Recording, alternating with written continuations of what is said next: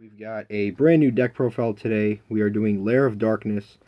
Very exciting, a lot of interesting support. Not really support, but very interesting build. Really cool to play with two super polymerizations.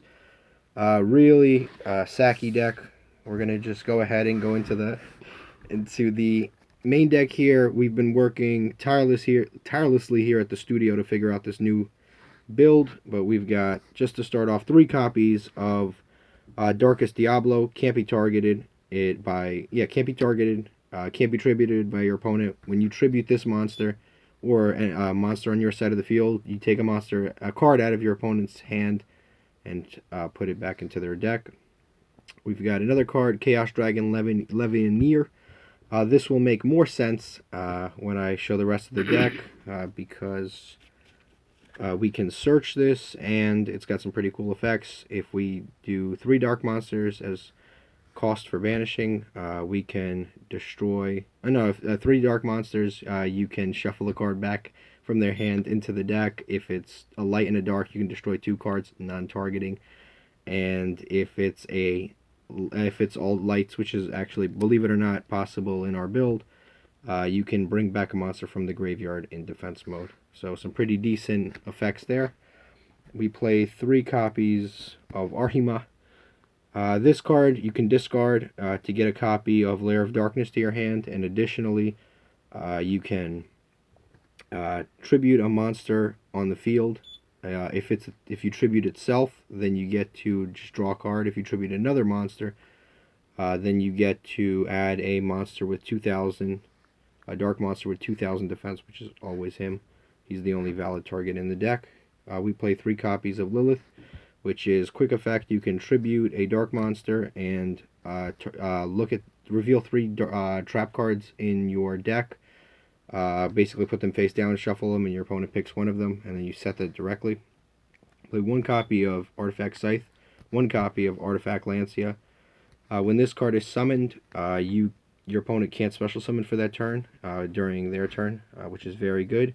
Also, it's 2,200 attack, so it can be used as tribute for stuff, and it's kind of strong. Then we've got Artifact Lancia.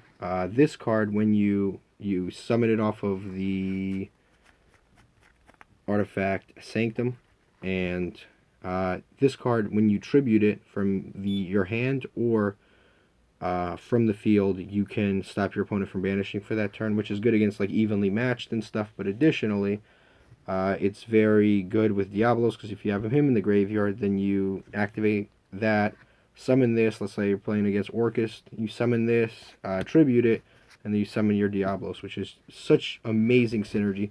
And we decided afterwards just to go ahead and play both the Scythe and the Lancia, because it just makes the deck a lot more consistent. You can draw this and still do stuff. You really don't ever want to draw this, so we just wanted to have different stuff in there. Just in case. Next, we've played 3 copies of Psyframe Gear Gamma and 1 copy of Psyframe Driver. These are, again, some more of the lights for us. For our Levianeer, if we need to do that, we've got those lights and these lights here. So these cards are actually incredibly good with this deck, because it is it's one of the best hand traps. But the problem is sometimes other people will be playing a deck where their main combo starters are them summoning a monster. And with this card, you can't have a monster on the field to do that. So this card's good going second or first, because in this particular deck. Because, like, let's say most of our combo starters are these 2 cards right here.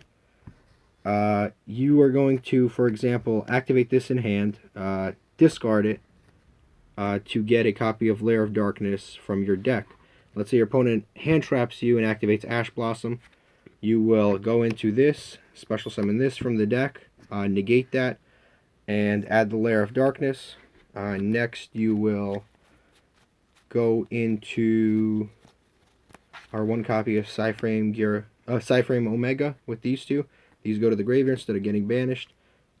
Main phase, take a card out of their hand immediately.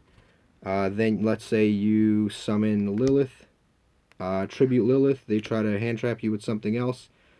Even if you have a second one of these, you can still activate it. Summon the second Psyframe Gear Gamma out of the graveyard, and summon the Wee Witch. which is it's kind of a crazy combo because this card's not actually once per turn. It's just that it's very unlikely that you'll have an empty field this many times. But the good thing about Lair of Darkness is that a lot of the combo starters, like these two, actually leave the field. A lot of the combo starters actually leave the field, which is really good. I'm getting tired. It happens. Yeah, they leave the field and leave the field empty, so you can actually resolve Psy-Frame Gear Gamma. Move on because the cameraman is dying. And then we've got 3 copies of Lair of Darkness, lets you tribute an opponent's monster. It's a soft once per turn, and then during the end phase, up to the number of cards that were tributed on your side of the turn player's side of the field, you can summon tokens. So sometimes it's good, sometimes it's not. It gives your opponents some tokens, which is a little frustrating, but I mean, it's half decent. And if your opponent tries to Ghost Ogre this during the end phase, you can again use Psy-Frame Gear Gamma. You can also attribute their tokens too. What, their tokens? Yeah. Oh yeah, of course. Yeah, it gives you some setup. It always make sure your opponent has monsters. We've got 2 copies of Terraforming. We don't play the Metaverse engine. Maybe you want to. It's your life. You can do whatever you want. We'd rather play the Terraforming. Like 2 copies of Super Polymerization. Just amazing card in this deck. Fortunately, it's not searchable, but we have it at 2 in the deck, so you draw it in like I'd say like 50% of starting hands. Incredible card. Like it really is scary. They can't respond. Lair of Darkness makes everything dark. You fuse away anything into a Starving Venom. It's kind of insane. Non-targeting removal. Really good card. We got 3 copies of Melody of Awakening Dragons. We have 4 targets. It's the Chaos Dragons and the Darkness Diablos. Pretty good. It lets you put a Darkness Diablos in the graveyard and then search 2 more. Really good. And that's why we play the Chaos Dragon Levineer, just to have some versatility. Then we've got 3 copies of Lair of Darkness. Feel free to replace this with Pot of Extravagance if you have it lying around. We had it, but like we just decided to go with this. I'd say it's probably a little bit smoother. Lets you play a larger extra deck. So we just went with the Lair of Darkness instead of the Pot of Extravagance. We play 1 Monster Reborn. This is a 1-of. Just good for when you draw, you're happy to see it. And now we're moving on to the traps. We got 3 copies of Eradicator Virus. By far the best virus. Really no debate. It's good against so many decks. It really is devastating. Next we've got 2 copies of Deck Devastation Virus. 2 copies of Full Force Virus. And 3 copies of Artifact Sanctum. All of these cards are searchable off of Lilith.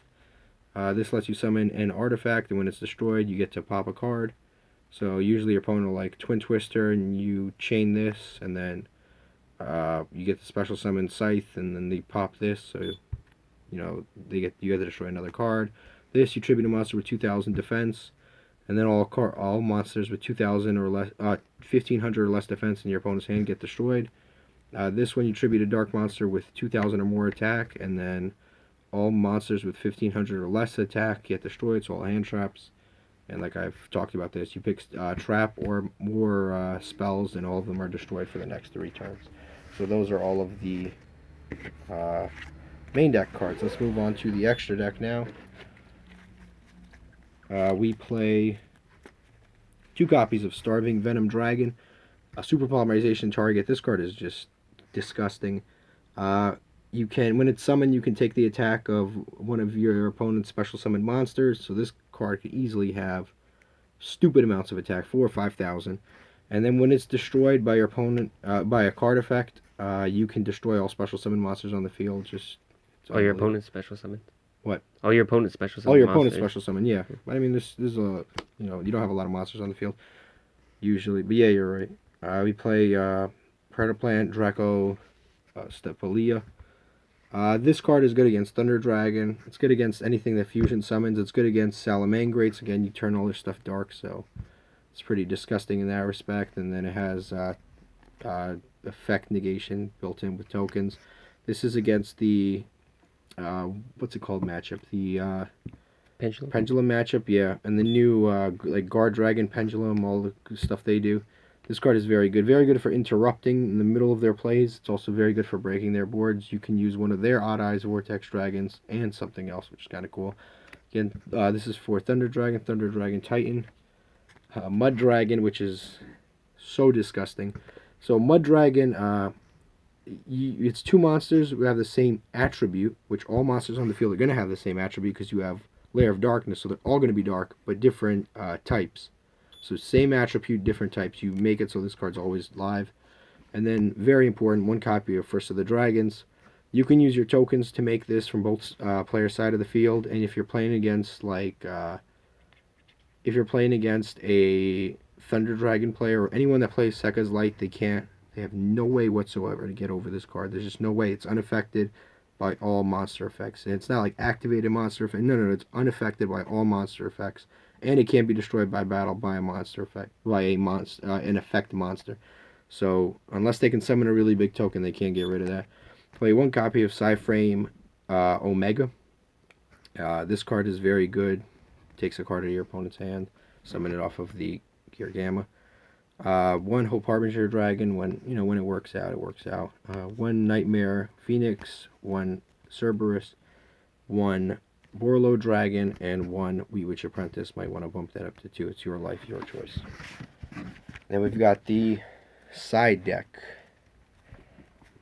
Down to the wire here. 3 copies of Heavy Storm Duster. Searchable with Lilith. It's just against decks that are really annoying, like Mystic Mine. 1 copy of Waking the Dragons. Usually, right, as you saw, some of our viruses are at 2. What you do is you pick 2 viruses and you pick this, you reveal them to your opponent, you shuffle, and they pick 1. But now there's that off chance that they might have picked this, and now you put them in this like terrified position where they really don't want to pop this, because this is a serious card to pop. It's not like Artifact Sanctum, you lose 1 card, but you pop this and now you're summoning a pretty big monster.